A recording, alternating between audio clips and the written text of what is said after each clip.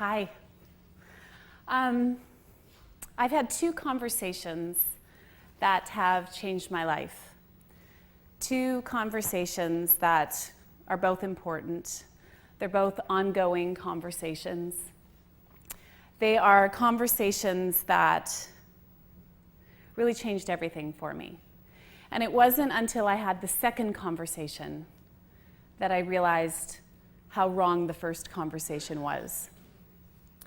So this picture here is of me in the delivery room minutes after my son Beckett was born.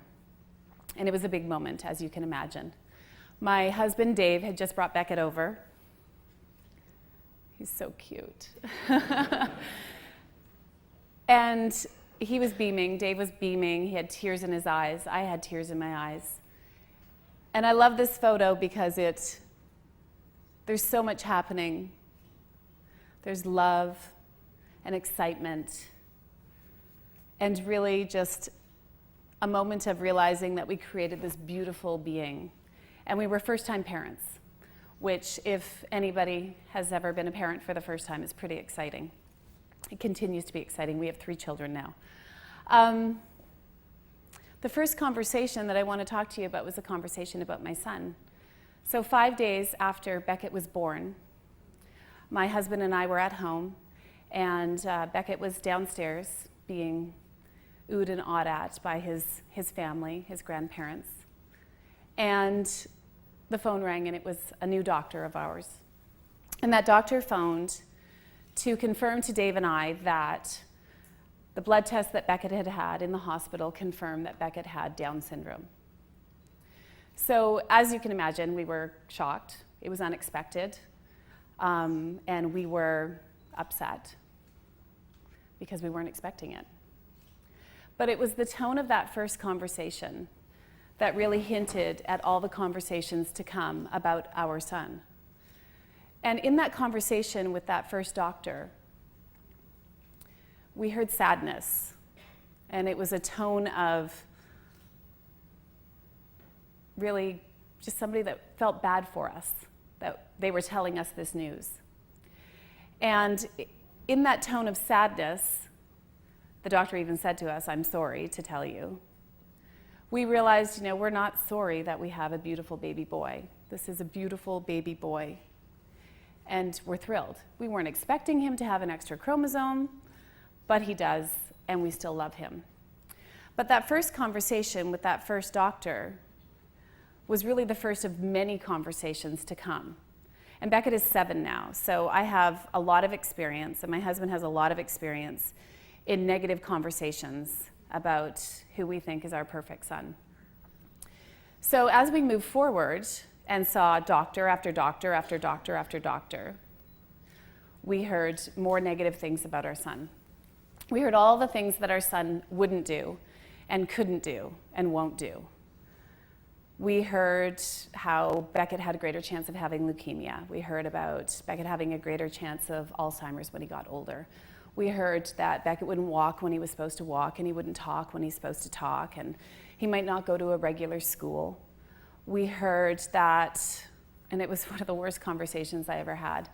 Somebody, a medical professional, told me that because I was really upset and worried about Beckett going to school when he was that big, that's what I was worrying about. I was worrying about Beckett going to school and how he would be treated, and if he would be treated as a normal child. And that person told me that, yeah, it's a true worry. People with Down syndrome are lonely because nobody ever wants to be their best friend. And it's a pretty horrible thing to say to a new parent. It's really a horrible thing to say to any parent about their child. It's a horrible thing to say to anybody about anybody, really. My husband and I were concerned when Beckett was, this is him when he was 1. We were concerned because Beckett wasn't eating very much, and he's like a really skinny guy. And so we went to the doctor, and we said, we're a little worried. Beckett's pretty skinny, and he's not eating very much. And the doctor said to us, "Oh, you don't have to worry about him not eating very much. He has a lifetime of being overweight ahead of him." Exactly how I felt and how my husband felt. And so you start working in stereotypes about people. And that's what you are feeding, medical professionals are feeding to parents of children who they think are perfect. And sometimes all they can see is the science, and they don't see the potential that I see in my son. I have had doctors use the word retarded around me, and not when they're talking about my son, but when they're talking about a jacket that they saw at the mall that was overpriced and how retarded it was that it was overpriced. You don't talk like that to a parent of a child with challenges or special needs. It's not right, because they're people. We're all people. And so we continued on this path of having these negative conversations about our beautiful boy. And I need to tell you that we didn't find out Beckett had Down syndrome until after he was born. And I have many friends who found out that they were carrying a child with challenges or special needs, including Down syndrome, when they were pregnant. And those conversations with those women and their husbands about the baby that they were carrying were far worse and far more negative, because there wasn't an actual baby to be holding.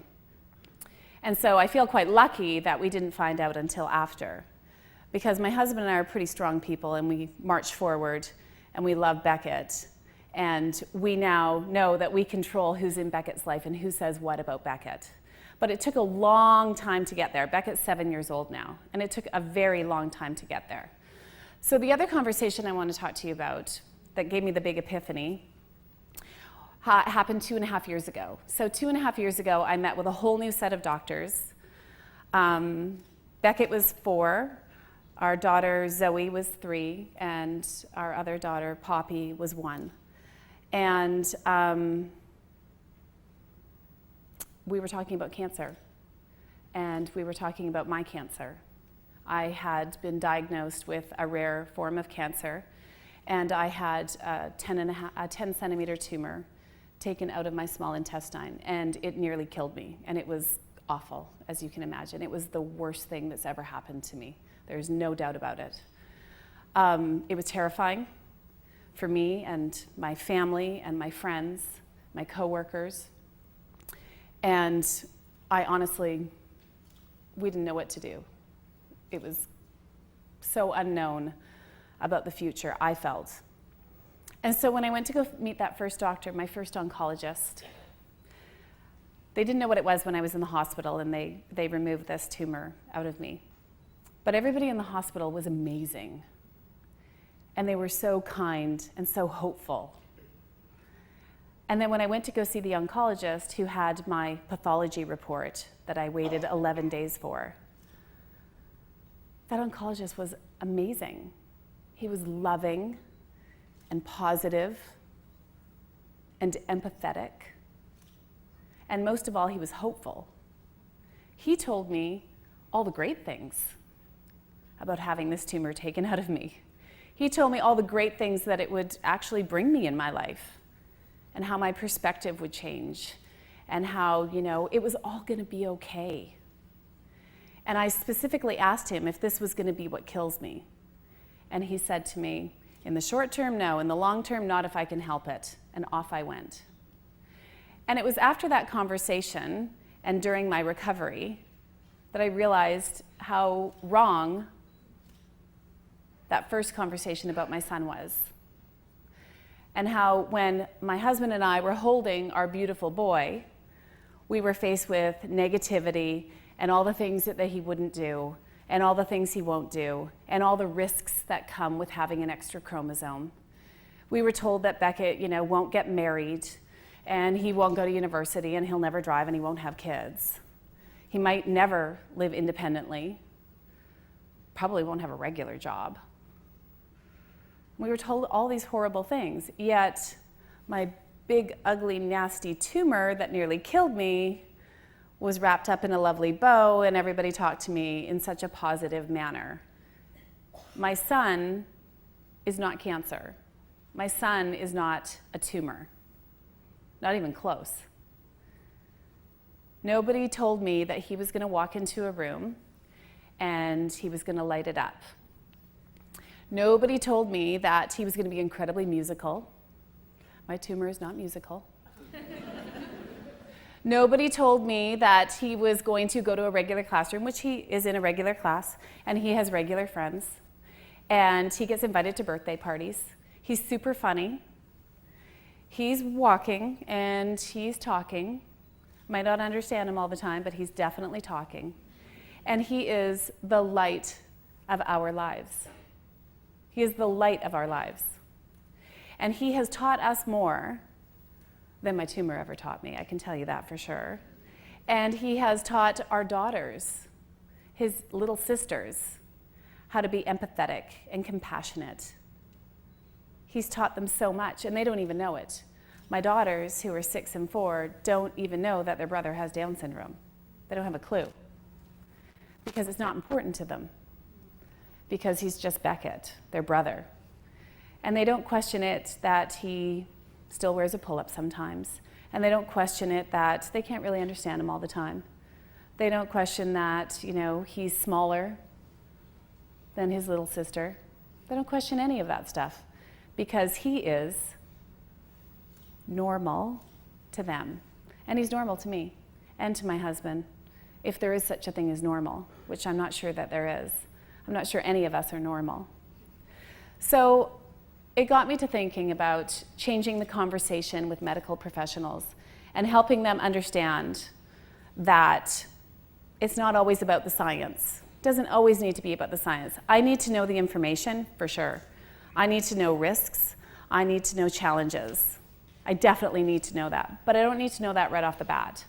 I need to have the kindness and the potential and the love and the empathy first. That's what I need. And I know other parents need it too. And if you don't have kids and you plan on having them one day, you will totally understand what I mean. You need to have the positive conversation first, and then you can go into whatever other conversations you need to have after. Because you are holding a brand new baby that you made and you love. And you, as a parent, it's your responsibility to help them meet their best potential. And that's all my job is, and it's all my husband's job is when raising all 3 of our kids, is to help them reach their best potential. So it got me to thinking, what can we do to change the conversation? And I'm a firm believer that if enough of us care about something, then we create change. And I care enough to change the conversation. And trust me, I change the conversation every time I'm met with a negative conversation about my son or anybody else that has challenges or special needs, because they are not looked at the same as other people. They're just not, especially by medical professionals. They're looked at as a statistic or as not normal, and it's not right. So I ask you this: when's the last time you saw somebody with a challenge of any sort or special needs? Let's just use Down syndrome as an example, or maybe autism or cerebral palsy, or somebody who's visually impaired, or somebody in a wheelchair. When's the last time you saw somebody like that and you just smiled at them? Or you started a conversation with them? Maybe there's somebody at the grocery store that works there, or somebody that works at the coffee shop, or somebody just walking down the street. Or maybe there's somebody that can't get their wheelchair over the curb, and maybe you ask them if they need help. Because it can be lonely when nobody will talk to you because they don't think that you're worth having a conversation with. And that's how me and my husband felt when our son was first born. We felt that the only conversations that were possible about our son were negative conversations. And I don't think that's right. And I don't think it's true. I think every person has something to offer. Every person has something to offer. And I think everybody has potential to reach. We all have different potential. But it's still potential. And somebody shouldn't be written off in any way, shape, or form as a newborn baby, especially, or a small child, or a young adult, or an adult, just because they're a bit different, just because they have an extra challenge. So my hope is that if enough of us change the conversation, if enough of us care, medical professionals will be forced to start their conversation with a new parent or a parent or a child in a positive way. Because the conversation, when that phone rang, when Beckett was 5 days old, should have been, "Congratulations, Dave and Tamara. You have a beautiful baby." That's how it should have started. Because that is our happy family, and somebody should have told me that that was the potential right there, because I think it's perfect. Thank you.